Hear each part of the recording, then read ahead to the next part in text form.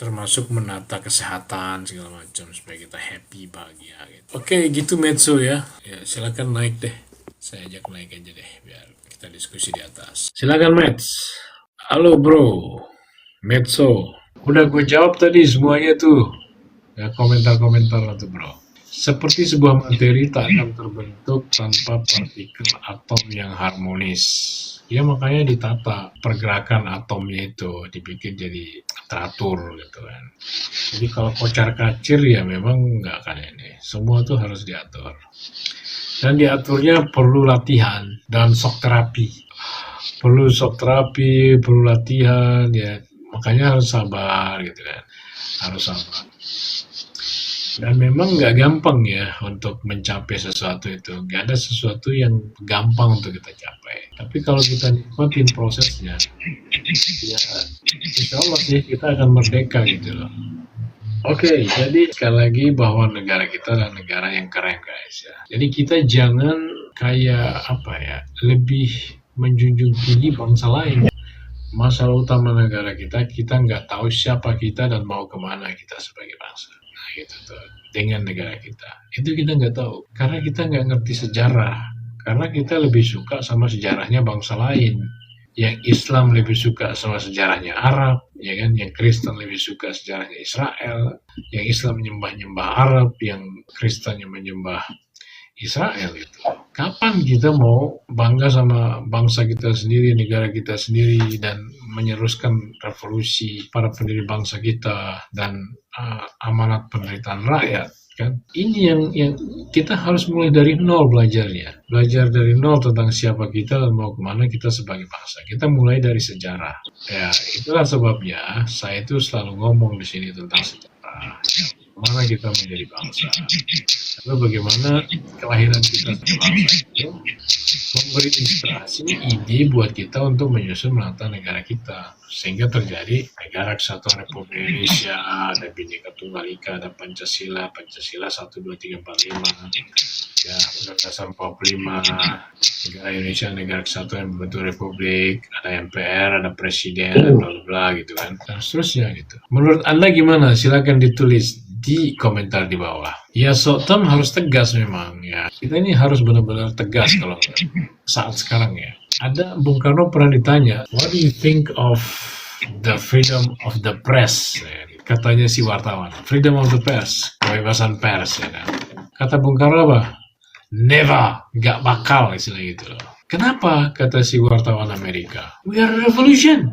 Ya kan? Kita lagi revolusi, kata Bung Karno. Itu kayak si Rocky Gerung, si Kompas, si siapa lagi itu yang suka ngacak-ngacak. Kita nggak jadi-jadi membangunnya, gimana kita mau membangun? Itu harus didisiplinkan tuh, ya seperti si Pahlawi segala macam itu. Dia mengganggu perjalanan pembangunan. Ya, kapan kita demokrasi ada batasnya. Demokrasi itu nggak boleh liberal. Demokrasi batasnya itu terpimpin oleh hikmat dan kebijaksanaan dalam permusyawaratan perwakilan. Jadi perwakilan kita atau kepemimpinan kita itu bicara permusyawaratan, menjunjung tinggi permusyawaratan, menjunjung tinggi hikmat dan kebijaksanaan dalam kerangka kerakyatan atau semua buat semua. Bukan 16% untuk semua gitu loh, tapi semua buat semua. Si pemimpin juga melayani semua yang memilih dan yang tidak memilih. Karena rakyat Indonesia berdaulat itu adalah rakyat Indonesia dari Sabang sampai Merauke sebagai satu kesatuan. Kan begitu bro. Harus tegasnya dalam pengertian berlakukan peraturan yang jangan takut sama apa ya segala misalnya nggak toleran nih, hak asasi manusia gitu ya, selama itu diatur sedemikian rupa ya akan berjalan. Short termnya seperti itu sih. Ini kita sudah punya hilirisasi, terus infrastruktur, IKN sebagai mindset, hilirisasi sebagai andalan, infrastruktur sebagai kelinci supaya berjalan, kan? Ditambah lagi dengan dana desa misalnya mempercepat pembangunan di mana-mana sampai ke pemerintahan yang terkecil gitu kan. Semuanya sudah lengkap, ide-idenya sudah pada keren, rencana itu sudah mantap banget gitu loh. Tapi nggak bisa berjalan. Nah itu yang harus dihadapin. Ya, pemerintah harus tegas di situ. Oke guys, thank you very much. Gimana berikan sistem kepartaian kita? Oh gitu ya. Apa pendapat you bro? Gantian dong. Pendapat you gimana? Gimana nih? Nggak bisa ngomong apa? Nggak bisa ngomong apa bro? Coba ngomong aja. Sistem kepartaian ya partai itu nggak boleh menjadi ingin pemerintah. Partai itu dia berkontribusi orang-orang yang bagus kepada pemerintahan. Kan gitu kan. Dan rakyat, mendidik rakyat, apa namanya, memberikan pendidikan politik kepada rakyat, ya, dan menyumbangkan orang-orang yang bagus kepada negara. Kalau sudah masuk dalam sistem pemerintahan, jangan diatur, biarkan pemerintah yang ngatur. Emangnya, nah kan gitu kan. Jadi harus ada aturan juga yang mengatur itu sampai mana si partai bisa mengatur. Kalau sudah jadi sebagai pejabat aparatur negara, apakah dilepas gitu kan? Dan apa mungkin ada kompensasinya gitu dari pemerintah kepada partai yang bersangkutan, tapi ya kayak apa ya, sebagai penghargaan gitu, penghargaan dalam bentuk poin-poin yang bisa berimbas kepada materi juga nggak apa-apa, tapi hanya semacam kayak apa ya, ya semacam berhasil melakukan sesuatu untuk negara, mendapat imbalan kebaikan daripada partainya, no problem. Tapi yang nggak bagus itu dia dikontrol oleh partai gitu. Dan negara juga harus mempunyai sistem pendidikan kepada mereka yang sudah menjadi pejabat. Ya termasuk pendidikan karakter bangsanya. Ya kan DPR juga harus diatur itu. DPR itu ya harus menjadi benar-benar menjadi dewan perwakilan rakyat kan. Menurut gue sih begitu bro. Isu terbaru tentang death penalty. What do you think? Death penalty bagus. Kalau di Cina itu ada orang yang ketahuan korupsi, dibawa dia ke lapangan, disuruh dia baris, ya kan? Setiap orang itu satu penembaknya. Jadi nembaknya jarak dekat, cuma satu jengkal, deger, langsung lemas dia jatuh. Lalu diseret. Dan itu di lapangan gitu. Bagus. Bila perlu kayak begitu. Ya.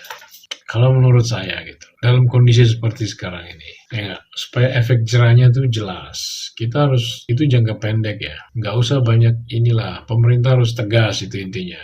Ya, intinya itu tegas. Kalau kita mau jarak pendek, jangka pendek itu tegas. Kalau menurut saya itu. Oke, menurut you gimana bro? Ya, kayak Bung Karno bilang, never. Nah, gitu ya. Memang iya. Masa mau diganggu-ganggu? Soalnya kalau di era revolusi kayak gini, saat kita progresif revolusioner, mendobrak pola-pola lama, sedangkan masyarakat juga di kepalanya masih melekat pola-pola lama. Sedangkan kita harus melaksanakan pola-pola yang baru. Nanti bisa terjadi clash gitu ya antara masyarakat dan pemerintah, dan itu nggak pernah selesai, ya kan? Ada aja yang pikirannya miring itu suaranya kencang lagi, ya gak? Dan mempengaruhi masyarakat lagi. Terus kapan kita bangun? Kayaknya semuanya jelas sih sebenarnya kalau kita. Tapi yang pertama-tama itu yang kita harus tata juga adalah memahami siapa kita dan mau kemana kita itu. Ya apa jati diri kita yang sejati yang sesungguhnya, yang menjadi ide, inspirasi, visi dalam kita menyusun negara kita itu. Karena kita nggak nyontek loh dari bangsa lain. Bagaimana kita menyusun negara itu? Kita dari jati diri kita sendiri yang kita kembangkan menjadi ide berbangsa bernegara. Dan itu yang harus kita paham gitu. Manifesto politik daripada Pancasila atau manifesto politik di dalam Undang-Undang Dasar 45 itu apa aja. Itu kan kita harus paham. Termasuk Bung Karno yang menggali Pancasila itu harus kita rehabilitasi tuh nama baiknya. Karena dia tuh sumber loh, termasuk sumber memahami bagaimana kita melaksanakan membangun negara kita sejalan dengan amanat ya revolusimu belum selesai itu. Dan begitu. Wis, nggak terasa ya sudah jam 3:30 lebih. Oke guys, thank you very much for ya untuk makasih Mets. Aku mau ini dulu nih ya, mau siap-siap untuk sahur ya. Harus pergi cari makanan keluar. Malum bujangan ini guys. Oke, terima kasih banyak semuanya untuk hadir. Kita ngobrol-ngobrol lagi nanti besok tentang bangsa kita, tentang negara kita. Mudah-mudahan Tuhan menyempurnakan nikmat kemerdekaan kita yang sudah diberikannya kepada kita 17 Agustus 1945 dan selesai namanya perealisasian daripada blueprint negara kita dan terwujud masyarakat Indonesia di dalam. Dan terakhir kita dapat turut mewujudkan suatu dunia baru yang tanpa eksploitasi manusia atas manusia, bangsa atas bangsa. Itulah revolusi Indonesia. Terima kasih. Merdeka, merdeka guys. Thank you.